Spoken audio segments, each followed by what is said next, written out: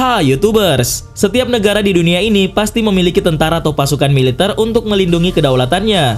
Para pasukan tersebut dilatih sedemikian rupa untuk mempunyai keahlian yang dibutuhkan oleh negara tersebut. Selain keahlian yang dimiliki oleh pasukan militer, ada beberapa senjata yang digunakan untuk menunjang keahlian tersebut. Dari sekian banyak senjata yang digunakan, ada beberapa senjata yang diyakini merupakan senjata paling kuat dan berbahaya yang ada di dunia kemiliteran. Berikut daftar senjata paling kuat dalam dunia militer. Tapi sebelum masuk ke daftar, di bawah video ini ada tombol subscribe atau tombol berlangganan. Kalau kalian suka dengan konten-konten daftar 5, kalian bisa menekan tombol itu untuk berlangganan video atau konten daftar 5. Dan ini gratis. Oke, lanjut. Senjata Railgun. Railgun adalah senjata yang menggunakan gaya elektromagnetik untuk meluncurkan proyektil berkecepatan tinggi dengan menggunakan armatur geser di sepanjang rel konduktif. Proyektil pada senjata tersebut biasanya tidak mengandung bahan peledak, melainkan mengandalkan kecepatan tinggi dan energi kinetik untuk menimbulkan kerusakan pada target yang dituju. Pada tahun 2010, Angkatan Laut Amerika Serikat menguji railgun berukuran kompak yang dirancang oleh BAE System. Railgun meluncurkan proyektil dengan kecepatan rata-rata mencapai 2.400 meter per detik dengan energi kinetik sebesar 18,4 megajoule.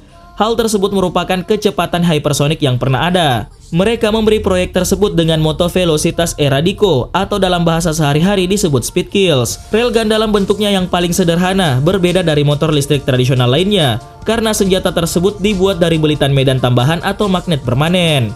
Konfigurasi dasar ini dibentuk oleh satu loop arus dan karenanya memerlukan arus yang cukup tinggi.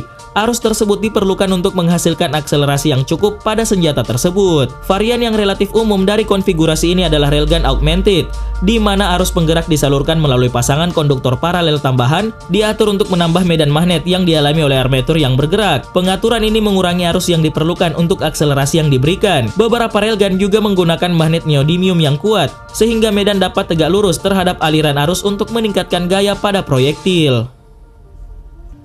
Senjata TOW BGM-71. TOW BGM-71 adalah rudal anti-tank yang dimiliki oleh tentara Amerika Serikat. Senjata ini awalnya dirancang oleh Hughes Aircraft pada tahun 1960-an dan senjata saat ini. Senjata tersebut diproduksi oleh Raytheon. Senjata ini menggunakan rudal yang jauh lebih kecil seperti rudal SS-10 dan ENTAC. TOW BGM-71 menawarkan sekitar 2 kali kisaran efektif, hulu ledak yang lebih kuat dan sistem panduan semi-otomatis yang sangat baik yang juga dapat dilengkapi dengan kamera inframerah untuk penggunaannya pada malam hari. Senjata tersebut dapat ditemukan dalam berbagai bentuk, misalnya dibawa secara manual dan dipasang di kendaraan, serta dapat ditempatkan pada helikopter. Senjata TOW dilengkapi dengan 3 tombol yaitu BGM yang ditetapkan oleh militer Amerika Serikat. Tombol B untuk lingkungan peluncuran berganda, G untuk serangan permukaan, dan M untuk peluru kendali. Senjata rudal ini biasa digunakan oleh beberapa infanteri, namun bobotnya terlalu berat jika harus dibawa menggunakan tangan. Oleh sebab itu, senjata tersebut dipasangkan pada sejumlah kendaraan, salah satunya adalah kendaraan jeep tempur. Senjata tersebut saat ini sedang ditingkatkan untuk menyertakan optik thermal, sehingga memungkinkan senjata ini dapat dipergunakan dalam kondisi malam dan telah disesuaikan dalam bobotnya. Senjata Tor M2DT. Rusia telah mengerahkan sistem pertahanan rudal mobile baru yang bernama Tor M2DT dan menyerahkannya kepada unit-unit di lembah Pechenga dekat perbatasan Norwegia.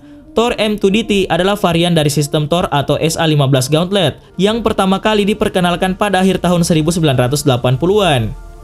Sistem pertahanan rudal ini digerakkan oleh DT-30PM, sebuah kendaraan yang difungsikan untuk segala medan. Menurut militer Moskow, sistem pertahanan rudal tersebut mampu mendeteksi lebih dari 40 target di udara, melacak dan menghantam hingga 4 target secara bersamaan pada jarak 12 km dan pada ketinggian hingga 10 km. Lembah Pechenga terletak di semenanjung Kola di sepanjang perbatasan dengan Norwegia dan Finlandia. Jarak dari pangkalan militer lokal ke Norwegia adalah sekitar 10 km. Menurut Armada Utara Militer Rusia, tujuan penyebaran sistem pertahanan rudal Tor M2DT adalah untuk mengamankan kontrol dan pertahanan ruang udara di Rusia. Ini bukan satu-satunya sistem pertahanan rudal baru yang dikerahkan di perbatasan Rusia dan Norwegia. Pada bulan Juli lalu, sistem rudal BAL dikerahkan oleh NATO dan dinamai SSC-6 atau Senike yang telah dipindahkan dari lokasi penempatan permanennya ke semenanjung Sredny di pantai Laut Barents. Sistem BAL dirancang untuk menargetkan kapal permukaan, tetapi juga dapat diterapkan terhadap target darat. Rudal Tor juga merupakan sistem pertahanan udara pertama di dunia yang dirancang untuk menembakkan senjata dalam kondisi cuaca buruk dan khususnya digunakan di wilayah Arktik yang memiliki suhu hingga minus 50 derajat Celcius. Senjata LAWS. Laser Weapon System atau LAWS adalah senjata laser yang dikembangkan oleh Angkatan Laut Amerika Serikat. Senjata tersebut dipasang pada kapal USS Sponge untuk pengujian lapangan pada tahun 2014. Angkatan Laut Amerika menghabiskan sekitar 40 juta dolar selama 6 tahun terakhir untuk penelitian, pengembangan, dan pengujian senjata laser tersebut.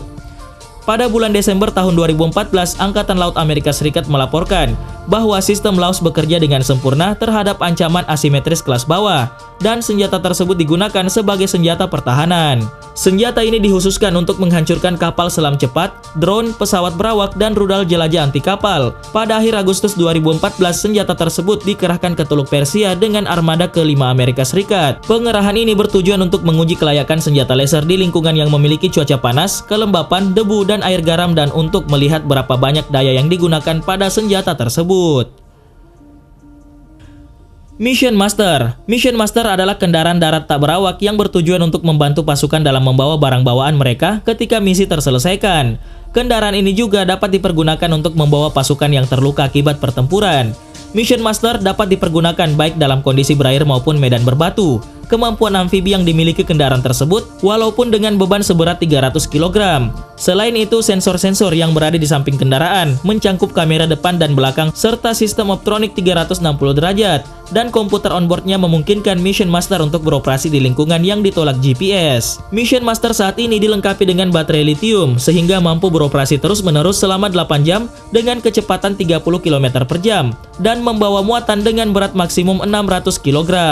Namun semua itu tergantung pada jenis misi yang dijalani. Dalam keadaan tertentu, Mission Master dapat beroperasi hingga 72 jam. Selain itu, varian dari Mission Master yang pertama dilengkapi dengan turret Field Ranger yang dipersenjatai dengan 2 peluncur roket 70 mm 6 tabung. Hal tersebut memungkinkan kendaraan dapat meluncurkan roket balistik pada jarak maksimum. Varian Mission Master yang kedua dilengkapi dengan tiang teleskopik di mana paket sensor dipasang di atasnya, termasuk kamera thermal dengan sensor berpendingin. Mission Master juga dilengkapi dengan pengintai laser dengan kemampuan jarak hingga 10 km. Dalam konfigurasi ini, sistem manajemen daya sangat penting untuk memastikan daya tahan maksimum, menyeimbangkan kebutuhan daya sistem mobilitas dan pengawasan pada Mission Master. Bell V280 Valor. Bell V280 Valor adalah pesawat tiltrotor yang dikembangkan oleh Bell dan Lockheed Martin untuk program masa depan vertikal Angkatan Darat Amerika Serikat. Pesawat ini secara resmi diluncurkan di Forum Profesional dan Eksposisi Tahunan Asosiasi Penerbangan Amerika pada tahun 2013 di Fort Worth, Texas. Pesawat V280 melakukan penerbangan pertamanya pada 18 Desember 2017 di Amarillo, Texas. Pada 5 Juni 2013, Bell Helicopter mengumumkan bahwa desain Valor V280 telah dipilih oleh Angkatan Darat Amerika Serikat untuk fase Joint Multirole Teknologi Demonstrator.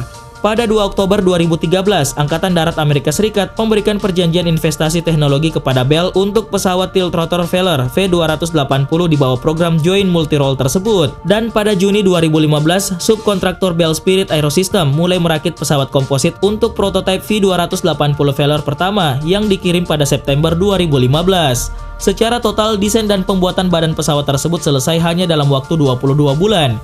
Meskipun pesawat V280 pada awalnya direncanakan untuk program demonstrasi GMR, namun pihak Bell tidak melihat banyak perbedaan dari kedua hal tersebut.